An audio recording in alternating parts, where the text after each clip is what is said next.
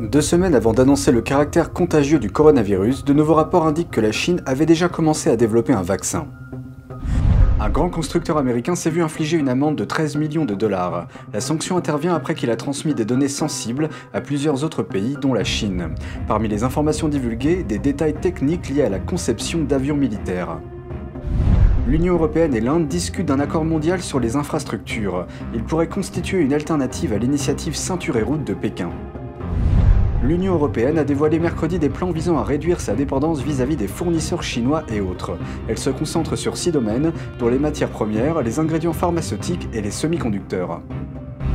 Et une résolution condamne le prélèvement forcé d'organes en Chine. Les sénateurs de l'État du Texas l'ont adopté à l'unanimité. Bienvenue dans Regard sur la Chine, je suis Vladiane Huitens.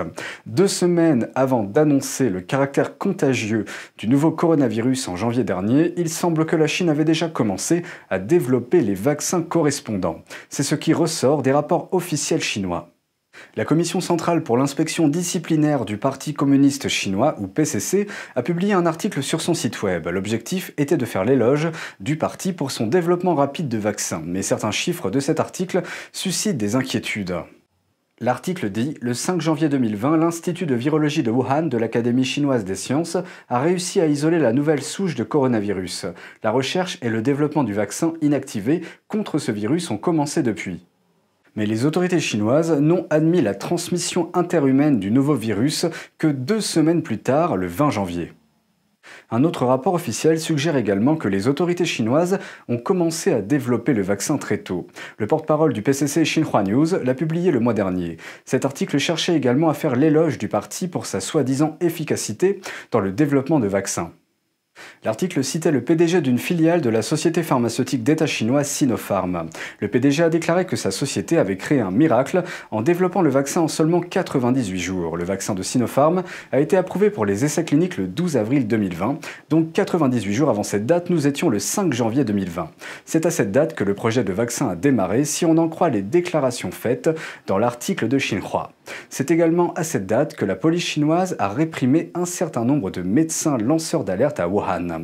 Ces médecins mettaient en garde contre les dangers et la contagion liés au virus. Mais les autorités de l'époque les ont accusés de répandre des rumeurs. Parmi les lanceurs d'alerte figurait le docteur Li Wenliang. Il est par la suite lui-même décédé du virus. À l'heure actuelle, le nombre de décès dus au virus du PCC dans le monde dépasse les 3 millions. Honeywell paie une amende de 13 millions de dollars pour avoir exporté des données sensibles vers plusieurs pays, dont la Chine. Il n'avait pas obtenu l'autorisation appropriée. Selon le département d'État, Honeywell a violé la loi sur le contrôle des exportations d'armes et la réglementation sur le trafic international d'armes en envoyant des informations sensibles au Canada, à la Chine, à l'Irlande, au Mexique et à Taïwan. La lettre d'accusation indique que les violations ont été commises sur une période de 4 ans et qu'elles comprennent l'envoi sans autorisation à des entreprises étrangères de détails techniques sur des avions militaires tels que les F-35 et F-22, des hélicoptères, des chars et des missiles de croisière Tomahawk. Le département d'État affirme que certaines de ces violations ont porté atteinte à la sécurité nationale. Le communiqué indique que Honeywell a accepté de payer une amende de 13 millions de dollars dans un délai de 3 ans. 5 millions de dollars seront suspendus à condition que l'argent soit utilisé pour améliorer le programme de conformité de Honeywell. Le département d'État indique qu'il a décidé de ne pas prendre de mesures plus strictes à l'encontre d'Honeywell parce que la société a volontairement divulgué les violations, en a reconnu la gravité et a mis en pratique un certain nombre de mesures correctives.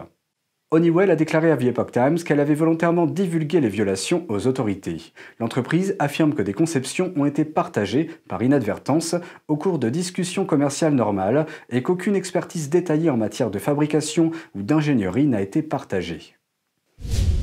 L'Union européenne et l'Inde discutent d'un accord mondial sur les infrastructures. Cette initiative est considérée comme une concurrence à l'initiative Ceinture et Route de Pékin. L'Union européenne et l'Inde sont en pourparlers pour de nouveaux projets d'infrastructures. La coopération porterait sur des plans de construction dans le monde entier. Il s'agit de la dernière tentative en date pour concurrencer l'initiative Ceinture et Route de la Chine.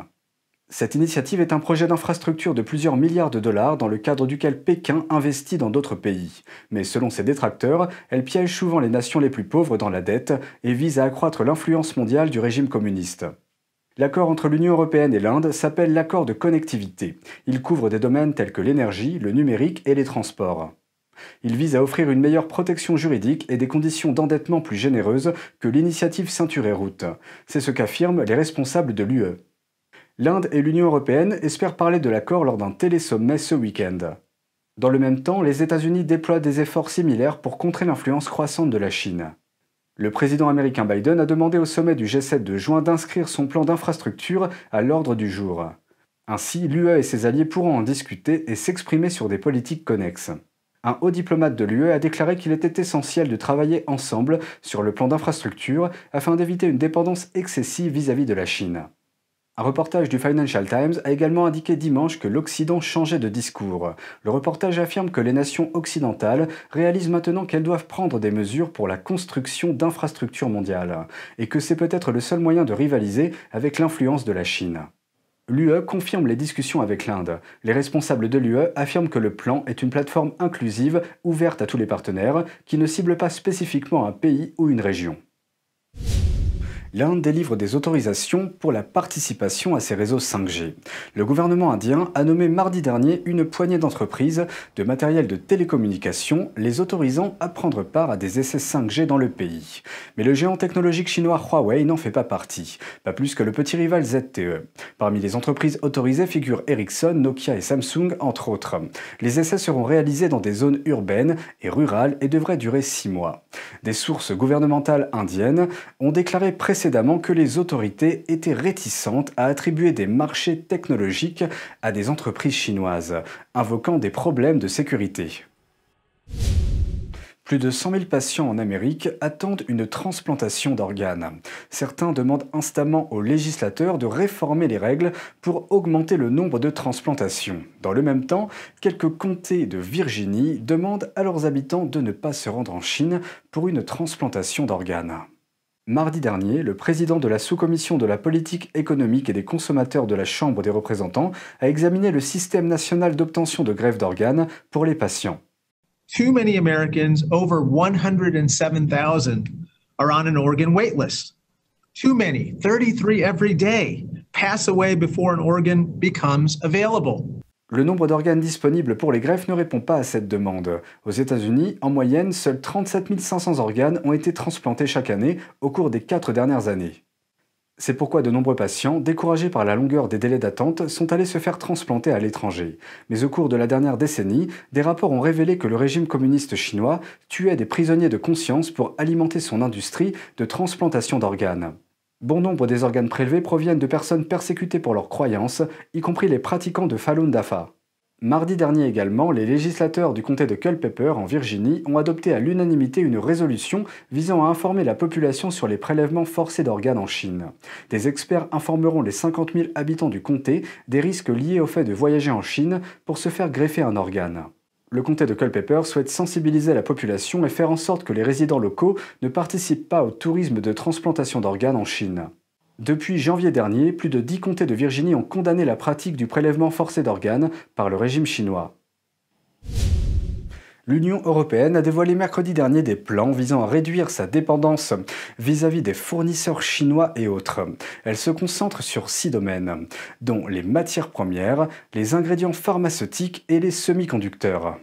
L'Union européenne a un nouveau plan pour réduire sa dépendance vis-à-vis des fournisseurs chinois et d'autres fournisseurs étrangers. Elle a déclaré mercredi dernier que la pandémie avait mis en évidence le problème d'une trop grande dépendance vis-à-vis des chaînes d'approvisionnement à source unique. Disruptions in supply chains, well, that leads to lack of essential products, high volumes of non-compliant goods, and poor coordination, well, that has challenged us heavily. Le bloc a analysé 5000 produits. Il a constaté que l'Europe dépend de la Chine pour environ la moitié des produits utilisés dans les écosystèmes sensibles. L'Union européenne souhaite réduire la dépendance vis-à-vis de l'étranger dans 6 domaines. Il s'agit des matières premières, des ingrédients pharmaceutiques, des semi-conducteurs, des batteries, de l'hydrogène et de l'informatique en périphérie de réseau. Pour les matières premières, l'UE dépend de la Chine pour 98% de ses minéraux de terres rares, la Turquie pour 98% de son borate, l'Afrique du Sud pour 71% de son platine et de l'Inde et la Chine pour 66% de ses ingrédients pharmaceutiques. L'Union européenne prévoit de diversifier ses chaînes d'approvisionnement, de constituer des stocks lorsque cela est possible et d'investir dans l'innovation. Elle prévoit également de s'attaquer aux subventions injustes accordées par les gouvernements sur les importations, ce qui est courant en Chine. And one of the oldest rules that we have is that we don't allow subsidies which harms fair competition. Les mesures proposées comprennent la possibilité d'infliger aux entreprises des amendes pouvant aller jusqu'à 10% de leur chiffre d'affaires annuel pour cause de pratiques déloyales, ou les obliger à vendre une partie de leur activité. Selon Vestager, l'Union européenne est le premier bloc commercial au monde à introduire des outils pour lutter contre les subventions préjudiciables. Les États membres de l'Union européenne et le Parlement européen devront approuver les mesures proposées. NTD TV vous propose chaque jour 1 heure de programme en français à la télévision, accessible gratuitement sur Orange 548, Free 799, Bouygues 802 et SFR 921. Première diffusion à 20h et rediffusion le lendemain à 13h. Vous pouvez aussi regarder nos vidéos sur le site ntdtv.fr et la plateforme ntdtv.fr YouMaker. Et c'est tout pour aujourd'hui, merci d'avoir suivi Regard sur la Chine. Je vous rappelle que nous disposons d'une nouvelle chaîne sur internet, NTD Actualité. Je vous invite à vous y abonner pour regarder les news. On se retrouve demain pour une nouvelle émission. Prenez soin de vous et à bientôt.